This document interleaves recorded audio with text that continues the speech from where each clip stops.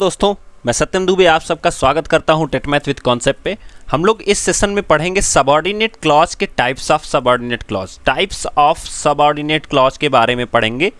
And उसमें सबसे important चीज़ है कि सबऑर्डिनेट कंजंक्शन के बारे में पढ़ेंगे। And the most important thing कि कितने तरह के कंजंक्शन होते हैं, जैसे व्हेन देख रहे हो, व्हेन, वेयर एवर देख रहे हो, टिल देख रहे हो, अनटिल देख रहे हो, बिफोर देख रहे हो। तो इन सब का यूज कहाँ कहाँ पे किस किस तरह से नॉर्मल वे में किया जा सकता है, किस टाइम पे किया जाता है, किसका यूज, इसके बारे में हम लोग पढ़ेंगे इस सेशन में। तो स्टार्ट करते हैं। तो लिखा गया the following subordinate conjunction are use depending on the meaning of the sentence. मतलब जो सबऑर्डिनेट कंजंक्शन होते हैं वो यूज किए जाते हैं किस पे? Meaning of the sentence, sentence की मीनिंग के बेस पे यूज किए जाते हैं। जैसा कि लिखा गया है, अगर आपको उस सेंटेंस में टाइम का बोध हो रहा है, ध्यान से समझना, अगर सेंटेंस में किसका बोध हो रहा है? टाइम का, तो हम कौन कौन सा कंजंक्शन यूज कर सकते हैं? When, whenever, till, until, before, since, while, as soon as long as, just as। याद रखना कि आपसे कभी पूछता है कि टाइम से रिलेटेड कौन सा कंजंक्शन है निम्नलिखित में से, तो इन कंजंक्शन का नाम याद रखना कि टाइम से रिलेटेड हैं ये सारे के सारे। जैसा एग्जांपल लिखा गया है, व्हेन आई सॉ हिम, जब मैंने उसे देखा, आई स्टॉप्ड माई कार, मैंने अपनी कार को क्या कर लिया था? रोक लिया था। ठीक है, तो जब मैंने उसे देखा, तो अब ये क्या बता रहा है? कार कब रोकी गई? तो समय की बात कर रहा है ना, कब रोकी गई कार। तो व्हेन मतलब जब मैंने देखा तब मैंने क्या किया था? कार रोक लिया था। और याद रखना यहाँ पे कहीं भी तब के लिए देन यूज नहीं हुआ है, केवल कॉमा लगाया गया है। तो ये इंपॉर्टेंट चीज़ें हैं जिनको आपको अपनी नोटबुक में लिखना होता है। नीचे नोट डाल के लिख लिया करो तुरंत कि जहाँ पे व्हेन लग गया है, इसके बाद तब के लिए तब मैंने अपनी कार रोकी, इसके लिए देन नहीं यूज होता है। इसी सब के रिलेटेड हम रूल्स पढ़ेंगे नेक्स्ट वीडियो में। काफ़ी इंपॉर्टेंट रूल्स आते हैं कि किसके बाद कौन सी चीज़ का यूज होता है, क्योंकि बहुत सारे बच्चे सेंटेंस लिखते समय यहाँ पे देन लगा देंगे, देन आई स्टॉप्ड कार। सो ये आपका गलत हो जाता है और ऐसे ही क्वेश्चन आपके सेमेस्टर्स में पूछता रहता है। सो प्लीज़ वीडियो को लास्ट तक देखिए दोस्तों, और अगर आप लोग पहली बार आए हो तो प्लीज़ चैनल को सब्सक्राइब कर दीजिए, लाइक करिए एंड शेयर कर दीजिए। और हाँ, डिस्क्रिप्शन बॉक्स में आपको लिंक मिलेगी जहां पे आप मैथमेटिक्स की, आप अपने अदर सब्जेक्ट्स की, जैसे एजुकेशंस के सब्जेक्ट की भी आप तैयारी कर सकते हैं। तब तक के लिए हम स्टार्ट करते हैं अपना सेशन। तो दिया गया है एज सून एज, जितना जल्दी हो सके। एज सून एज का मतलब क्या होता है? जितना जल्दी हो सके। आप लोग इसको हिंदी में भी लिखते रहा करो कॉपी में, जितना जल्दी हो सके। ठीक है, it rains, the farmer will sow the seed. So मतलब होता है बोना, याद रखना, इस चीज को याद रखो। शो द सीड मतलब बोना होता है। तो जितना जल्दी बारिश होगी, इट रेन्स का मतलब होता है बारिश होना। याद रखना, इट रेन्स का मतलब क्या होता है? बारिश होना। जितना जल्दी बारिश होगी तो किसान क्या कर सकेंगे? अपना बीज क्या कर सकेंगे? बो सकेंगे। इस चीज को याद रखिएगा। तो यहाँ पे हमें क्या हो रहा है कि किसान कब अपना बीज बोएगा? तो कब, जब क्वेश्चन आ रहा है तो जितना जल्दी, एज सून एज यूज किया गया है। ठीक है, उसके बाद दिया गया है व्हेन एवर का मतलब होता है जब कभी भी। मैंने आपको अब एक एक चीज का मतलब बता दे रहा हूं। टिल मतलब होता है अब तक, अनटिल मतलब होता है तब तक, बिफोर मतलब होता है पहले, सिंस मतलब होता है कि जब से शुरू हुआ है, वाइल मतलब पूरा का पूरा टाइम के रिलेटेड हो जाता है। एज सून एज का हमने पढ़ा कि जितना जल्दी हो सके। एज लॉन्ग एज मतलब जितना दूर जा सके।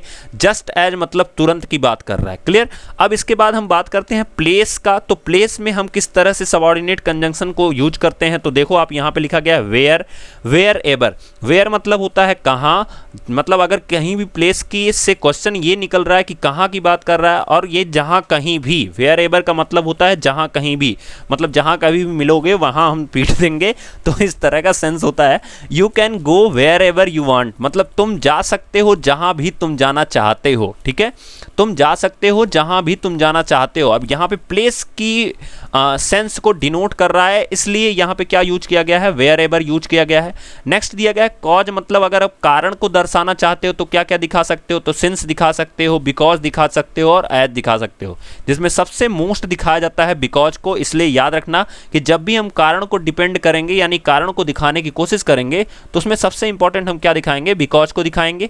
जैसा एग्जाम्पल दिया गया है, she came because I called her up.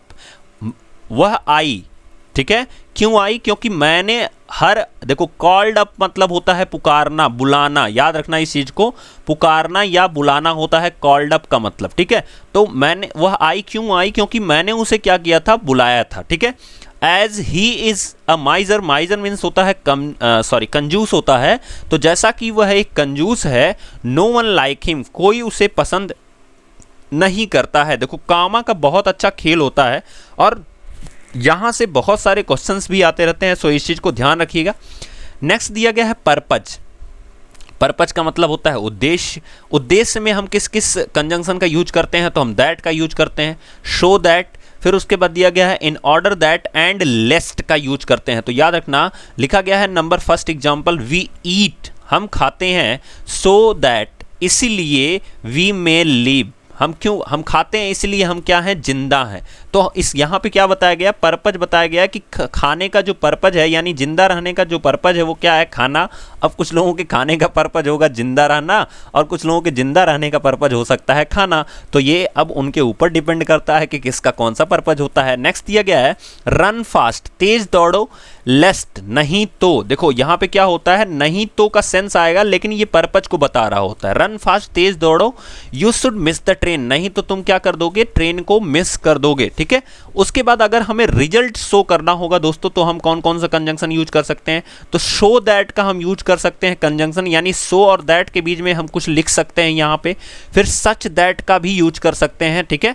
तो इस चीज को याद रखिएगा, ठीक है, क्योंकि हमें क्या करना होता है, रिजल्ट शो करना होता है। तो आगे देखते हैं एग्जाम्पल्स इसके। तो लिखा गया है ही इज सो वीक दैट, देखो यहाँ पे मैंने आपको शुरू में ही बताया था कि ये दो चीज़ें आपको डिपेंड ये करा रही हैं, बता ये रही हैं कि सो और दैट के बीच में हम किसी चीज़ का यूज करेंगे। ही इज सो वीक मतलब वो बहुत ज़्यादा कमज़ोर है, दैट कि he can not even stand, वह खड़ा तक नहीं हो सकता है। तो वह रिजल्ट बता रहा है, उसकी कमजोरी का रिजल्ट ये है कि वो खड़ा नहीं हो सकता है, याद रखना इस चीज़ को। फिर दिया गया है ही इज सच अ फूल, वह एक मूर्ख की तरह है, दैट कि he does not understand anything, कि वह कुछ समझ ही नहीं सकता है या कुछ समझता ही नहीं है। तो वह इतना मूर्ख है कि वह कुछ समझता ही नहीं है। नेक्स्ट दिया गया है कंडीशन से रिलेटेड। कंडीशन लिखा गया है इफ़, कंडीशन लिखा गया है इफ़ में हम यूज करते हैं कंडीशन को, अगर दिखाएंगे तो हम इफ़ का यूज करेंगे, सपोजिंग का यूज करेंगे, अनलेस का यूज करेंगे एंड प्रोवाइडेड का यूज करेंगे। तो लिखा गया है ही कैन नॉट सक्सीड, वह सक्सेसफुल नहीं हो सकता या सफल नहीं हो सकता है। यहाँ पे डबल ईडी रहेगा, इस चीज़ को याद रखिएगा।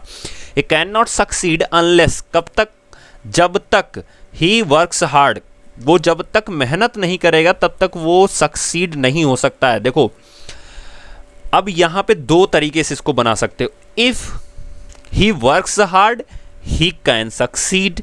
अब देखो यहाँ पे अनलेस का यूज हुआ है इसलिए यहाँ पे नॉट यूज हुआ है। यही सब जब हम लोग रूल्स पढ़ेंगे दोस्तों तो वहाँ पे मैं बहुत अच्छे से आपको ब्रीफ करूंगा। अभी मैं आपको सिर्फ इंट्रो करा रहा हूँ कि कौन सी चीज़ें सबऑर्डिनेट कंजंक्शन होती हैं, कौन सी चीज़ें कोऑर्डिनेट कंजंक्शन होती है, ठीक है। I will help him provided, I will help him provided he mends his way, ठीक है।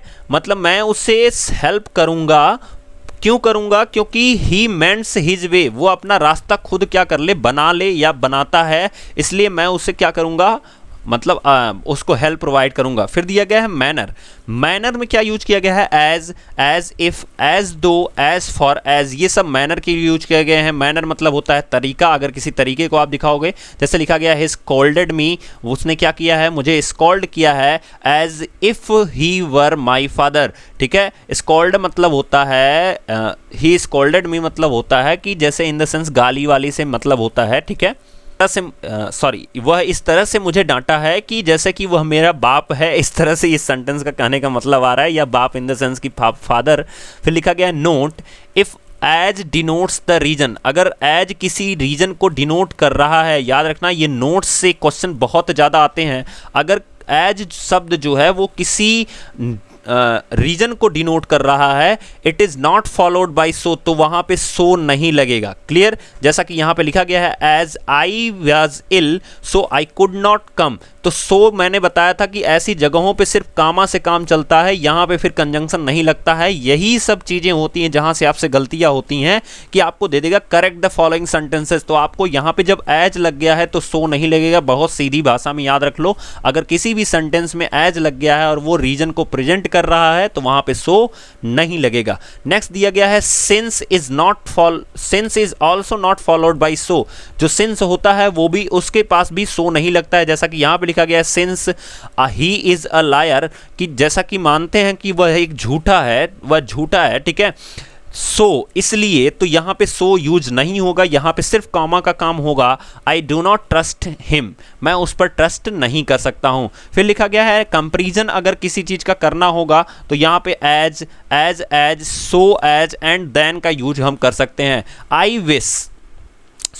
अ wise enemy is better than a foolish friend, मतलब एक बुद्धिमान शत्रु जो होता है वो काफ़ी ज़्यादा अच्छा होता है किसके तुलना में, तो किसके तुलना में अच्छा होता है? अ फुलिश फ्रेंड, यानी एक मूर्ख मित्र से ज़्यादा, सबसे ज़्यादा अच्छा क्या होता है कि एक बुद्धिमान शत्रु होना चाहिए आपके पास। फिर लिखा गया है he is as good as see at English, तो लिखा गया है, अब यहाँ पे मैंने बताया कंपैरिजन इन, जब आप डिग्री पढ़ते हो ना, कंपैरेटिव डिग्री, तो वहाँ पे ये सब उसका यूज करते हो आप कंजंक्शन का, ठीक है। तो मैंने आपको बताया भी था कि जब आप डिग्री पढ़ोगे तो वहाँ भी आप कंजंक्शन का यूज करते हो, इस चीज़ को याद रखिएगा, ठीक है।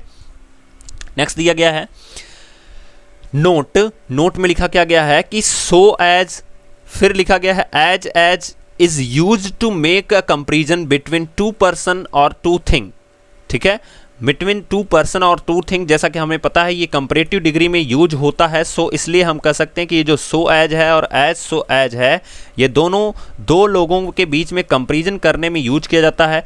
So as is used in negative sentence, कभी कभी जो सो एज होता है वो किस में यूज किया जाता है? नेगेटिव सेंटेंसेज में यूज किया जाता है। He is not so good as you, वह उतना अच्छा नहीं है जितना कि आप हो। बट एज ही, अब यहाँ पे लिखा गया है but as is used in both affirmative and negative, तो जैसा कि यहाँ पे लिखा गया आप लोग देख पा रहे होंगे कि अगर यहाँ पे नॉट लिखा गया है तो यहाँ पे सो का यूज किया गया है। सो यहाँ पे हम एज का भी यूज कर सकते हैं, लेकिन जब सो का यूज हम जब कोई सेंटेंस पॉजिटिव होगा तो उसमें नहीं करेंगे। जैसे मान लो लिखा गया हो he is so good as, ऐसे नहीं यूज होगा। ही इज नॉट अगर लिखा है तो हम सो यूज कर सकते हैं, अगर नॉट नहीं लिखा है तो हम सो यूज नहीं करेंगे, वहां एज लिखेंगे। He is as good as you, तो इस तरह से हम लिख सकते हैं। क्लियर। नेक्स्ट हम लोग देखते हैं क्या रूल्स दिए गए हैं। तो यहाँ पे एग्जाम्पल दिया गया है he is as good as you, तो देखो अफर्मेटिव में यूज किया गया है। अब इसी एज और एज को नेगेटिव में भी यूज किया गया है, तो मतलब नॉट होने पर एज भी यूज हो सकता है, सो भी यूज हो सकता है, लेकिन अगर नॉट नहीं है तो सो नहीं यूज होगा। जैसा कि यहाँ देख रहे हो नॉट नहीं है तो सो का यूज नहीं किया गया है, इसी चीज़ को आप ध्यान में रखिएगा। यहाँ से क्वेश्चन भी आपसे पूछा जाता है, इसीलिए डिग्री को मैंने बहुत इंपॉर्टेंट बताया था। जब आप क्लॉज पढ़ने जाओगे तो भी आपको कंजंक्शन की बहुत ज़्यादा ज़रूरत पड़ेगी, इसलिए बहुत इंपॉर्टेंट सेशन होता है दोस्तों कंजंक्शन को पढ़ना। और अगर आप लोग नहीं देखे हो पिछले वीडियोस को तो आई विल रिकमेंड यू कि जाके देखो उनको और अच्छे से समझो। डिस्क्रिप्शन बॉक्स में आपको प्लेलिस्ट मिलेगी, वहाँ भी अदर सब्जेक्ट्स को भी आप पढ़ सकते हो, तो जाके पढ़िए दोस्तों, आई विल रिकमेंड यू। और अगर आप लोग अभी तक चैनल को सब्सक्राइब नहीं किए हो तो प्लीज़ ज़रूर से ज़रूर कीजिए, एंड अपने फ्रेंड्स के पास, अपने दोस्तों के पास, अपने कॉलेज ग्रुप्स में ज़रूर से ज़रूर भेजिए, क्योंकि इस लॉकडाउन में उनकी क्लासेस काफ़ी अच्छे से डिलीवर हो सकती है। फिर देखिए कॉन्ट्रास्ट का मतलब होता है विरोध, याद रखना कॉन्ट्रास्ट का मतलब होता है विरोध। और यहाँ पे मैंने डिफरेंस भी लिखा है जिससे आप लोग आसानी से समझ सको, जिसमें हम दो और खास करके ऑल्दो का यूज करते हैं। यद्यपि होता है इसका मतलब, मैंने आपको बताया यद्यपि का मतलब होता है विरोध करना। जैसे लिखा गया है दो he worked hard he failed, उसने क्या किया था, माना कि उसने कठिन परिश्रम किया था लेकिन वो क्या हो गया, फेल हो गया, तो यहाँ पे फेल हो गया, ठीक है। फिर लिखा गया I tried very hard however, मैंने उतना ज़्यादा प्रयास किया था जितना हो सकता था, बहुत ज़्यादा प्रयास किया था। I could not win the race, मैं रेस को नहीं जीत सकता। इस तरह से बहुत सारी चीज़ें होती हैं दोस्तों, जहाँ पे विरोध की बात आती है वहाँ डिफरेंस से रिलेटेड हम करके आल्दो, हाउएवर और दो का यूज करते हैं दोस्तों। तो ये था हमारा सेशन सबऑर्डिनेट क्लॉज के टाइप्स के बारे में हम लोग जब हम नेक्स्ट सेशन में मिलेंगे तो हम सिर्फ रूल्स पढ़ेंगे जहां से हमारे क्वेश्चंस बनते हैं। सो आगे की वीडियोज बिल्कुल मिस मत कीजिएगा, लास्ट तक देखते रहिएगा। तब तक के लिए थैंक यू दोस्तों, थैंक यू सो मच।